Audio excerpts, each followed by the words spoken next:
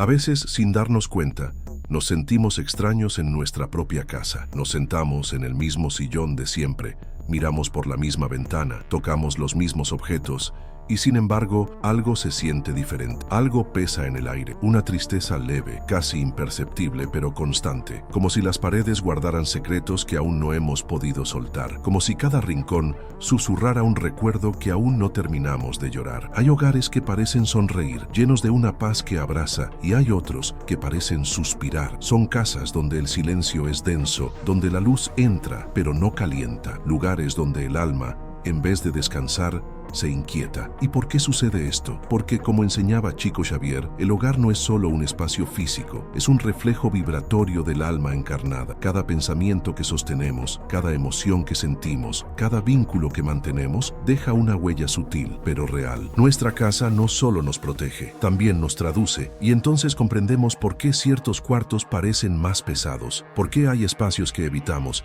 sin saber muy bien por qué. No es casualidad. Según Allan Kardec, el ambiente retiene los fluidos que emanamos, las paredes absorben, los objetos guardan, el aire recuerda. André Luis llamó a eso impregnación fluídica, una forma invisible en la que el alma deja rastros, no en la materia bruta, sino en la vibración que la atraviesa. Así, los dolores no expresados, las tristezas escondidas, los conflictos no resueltos, se quedan y se manifiestan silenciosos en el ambiente donde vivimos. ¿Te ha pasado de entrar en un cuarto y sentir que algo no está bien, aunque todo parezca en orden? ¿Has sentido un nudo en el estómago al abrir un cajón antiguo, o al sentarte en una cama que fue testigo de muchas lágrimas? No es sugestión, es sensibilidad, y es también intuición espiritual. A veces lo que sentimos en un espacio es el eco de lo que aún no hemos transformado dentro de nosotros. Chico Xavier compartió una carta conmovedora de una joven desencarnada que hablaba sobre su habitación. Ella decía: mi cuarto seguía siendo mío, aún después de la muerte. Ahí estaba mi madre llorando cada día, y ahí seguía yo, sin poder avanzar, porque mientras su llanto llenaba el cuarto, mi espíritu no encontraba salida. Estas palabras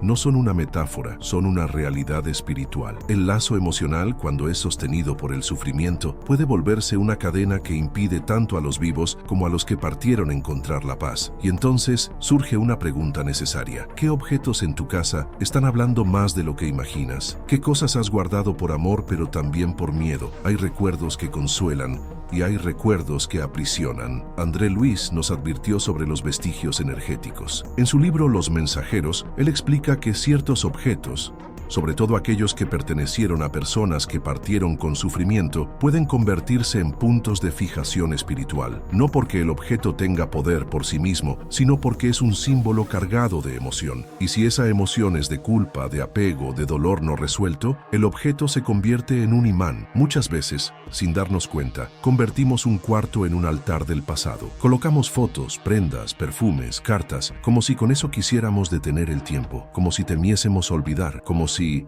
al dejar ir, estuviésemos traicionando el amor. Pero el verdadero amor sabe dejar ir. El verdadero amor se transforma en oración, no en prisión. Cuando el recuerdo se sostiene con lágrimas diarias, no alivia, aumenta la carga. Y no solo para nosotros, también para el espíritu que deseamos honrar. Los espíritus, sobre todo los más sensibles, perciben nuestro dolor. Lo sienten como una vibración densa que los alcanza, y muchas veces por amor se quedan cerca, no por necesidad propia, sino por compasión hacia nuestro sufrimiento. Pero eso no los ayuda, los detiene, como detiene también nuestra propia vida. Por eso es tan importante revisar con amor, con respeto, pero también con conciencia, qué guardamos, por qué lo hacemos, y si eso nos está ayudando a sanar o nos mantiene anclados al dolor. Los perfumes.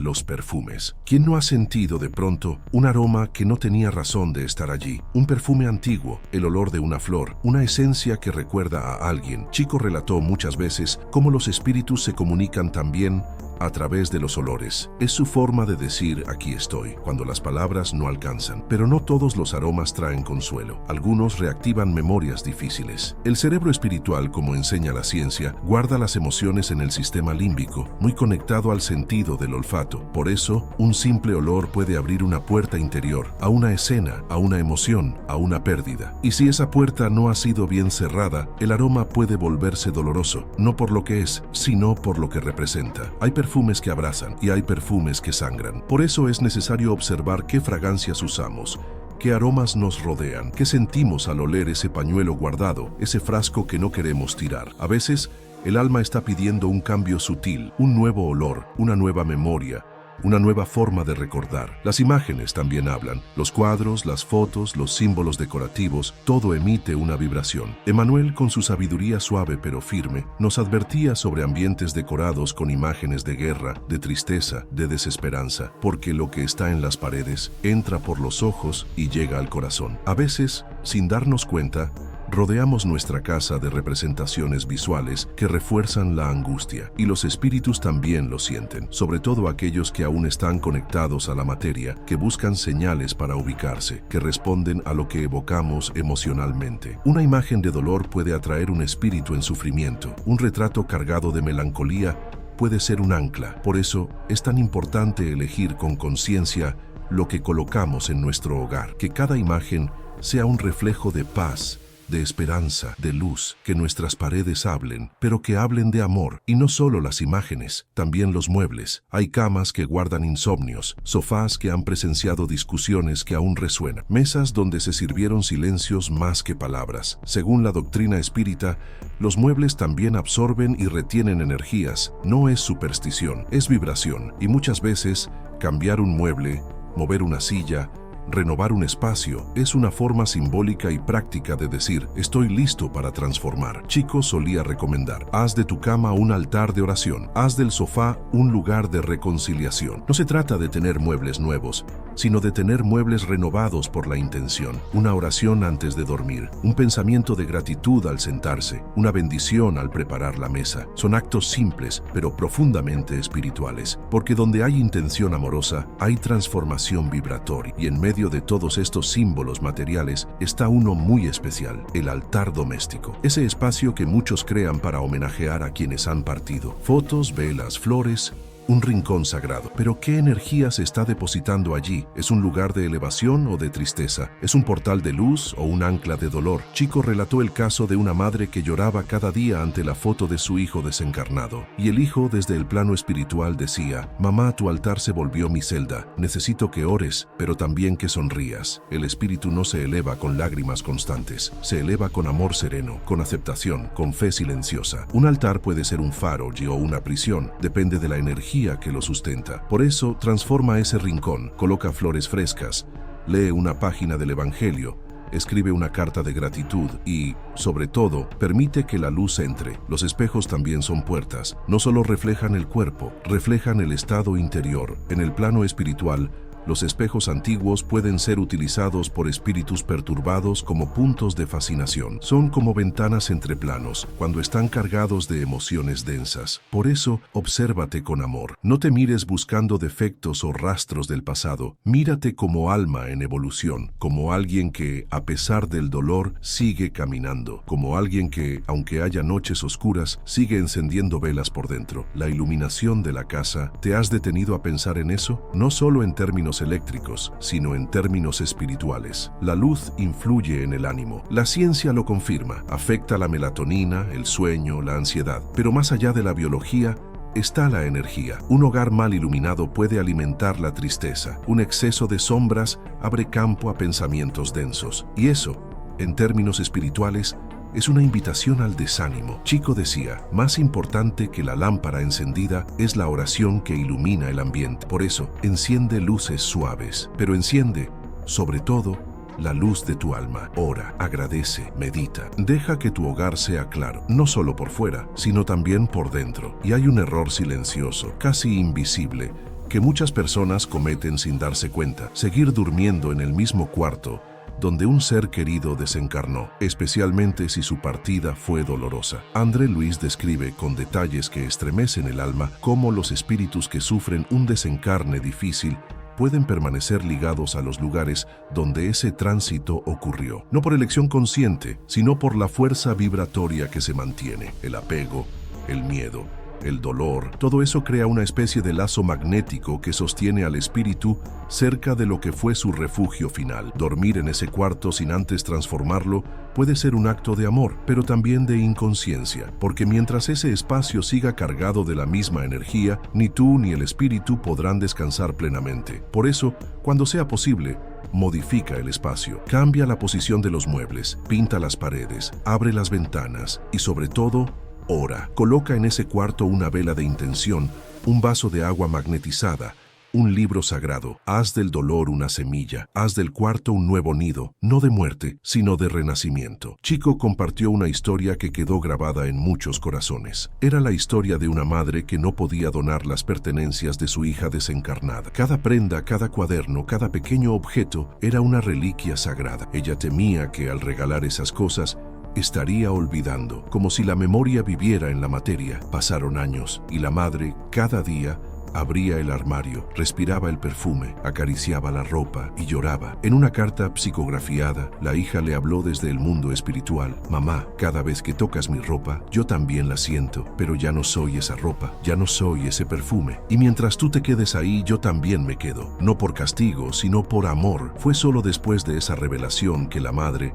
con lágrimas sinceras y una oración en los labios, comenzó a liberar. Donó las prendas, regaló los libros, guardó una carta, una foto, una flor seca, pero liberó el resto. Y esa misma noche soñó con su hija. En el sueño, ella la abrazaba y decía: «Gracias, mamá. Ahora puedo seguir». Y entonces comprendemos, cuando soltamos con amor, no estamos perdiendo. Estamos permitiendo que el amor se transforme, que vuele, que bendiga, que guíe. La música, ¡ay, la música! ¿Cuántas veces una melodía nos rompe por dentro? ¿Cuántas veces una canción nos lleva directo a una escena, a una despedida, a un momento en que la vida se partió? La psicología lo explica. La memoria auditiva es profundamente emocional y los espíritus también lo sienten. Hay canciones que evocan una tristeza tan profunda que parecen abrir una herida, y a través de esa herida se cuelan las sombras. No es que la música sea mala, es que la intención con la que la escuchamos la vuelve medicina o veneno. Si la usamos para alimentar la nostalgia dolorosa, nos ata. Si la usamos para elevar el pensamiento, para conectarnos con la belleza de la vida, nos libera. Hay espíritus que son atraídos por melodías de venganza, de odio, de tristeza intensa, pero también hay canciones que elevan, que curan, que acarician el alma. Por eso, elige bien la banda sonora de tu hogar, que cada nota sea una oración, que cada letra hable de reencuentro, de fe, de amor eterno. Y ahora, quizás lo más sutil, pero también lo más poderoso, los pensamientos. La casa puede estar limpia, los objetos pueden estar ordenados, las luces encendidas, pero si la mente que la habita está saturada de culpa, de autocompasión, de desesperanza, el ambiente se impregna, porque, como enseñó Emmanuel, los pensamientos son fuerzas vivas, se proyectan, se condensan, se sienten. Hay personas que, aún sin hablar, llenan una habitación de paz, y hay otras que, aún en silencio, cargan la atmósfera con tensión. ¿Y cuál es la diferencia? El mundo interior, los modelos mentales, las historias que repetimos en la mente una y otra vez como un disco rayado, las culpas que no soltamos, los y si que nos persiguen. Todo eso forma un campo vibratorio, y ese campo impregna el hogar. Pero hay un camino, una práctica simple, constante y profundamente transformadora: la sustitución mental. Cada vez que un pensamiento doloroso surja, cámbialo por una visualización de luz, por una frase de consuelo, por una imagen de reencuentro. Lee palabras elevadas, escucha oraciones, magnetiza el agua con amor, porque el alma se reprograma a través del hábito, y la casa también. Y entonces llegamos al final de esta jornada, no como quien cierra una historia, sino como quien abre una nueva forma de mirar. Porque si comprendemos que el hogar es un espejo del alma, entonces también entendemos que al limpiar la casa, al renovar los objetos, al iluminar los espacios, también estamos sanando algo dentro de nosotros. Chico Xavier lo resumió con una ternura que emociona. Nuestro hogar terrenal debe ser una extensión del corazón en paz. Que cada rincón de tu casa sea una bendición. Que lo que permanezca te consuele, no te haga sangrar. Que el pasado se convierta en oración y la ausencia en presencia luminosa. Libera lo que duele, transforma lo que pesa, ilumina lo que aún está en sombras. Y si algún día logras mirar la foto de quien partió, no con lágrimas amargas, sino con una sonrisa suave, entonces sabrás que estás en paz. Y ese espíritu, desde donde esté, también sonreirá, porque la libertad no es el olvido, es el amor maduro que ya no necesita poseer, es la memoria que abraza sin retener, es la certeza de que todo lo que fue verdadero nunca se pierde. Y si el verdadero adiós fuera solo una forma distinta de decir hasta pronto, hoy, solo por hoy, deja que tu alma descanse en la fe. Suscríbete si esta reflexión tocó tu corazón. Comparte esta luz con alguien que necesita convertir su hogar en un templo de paz.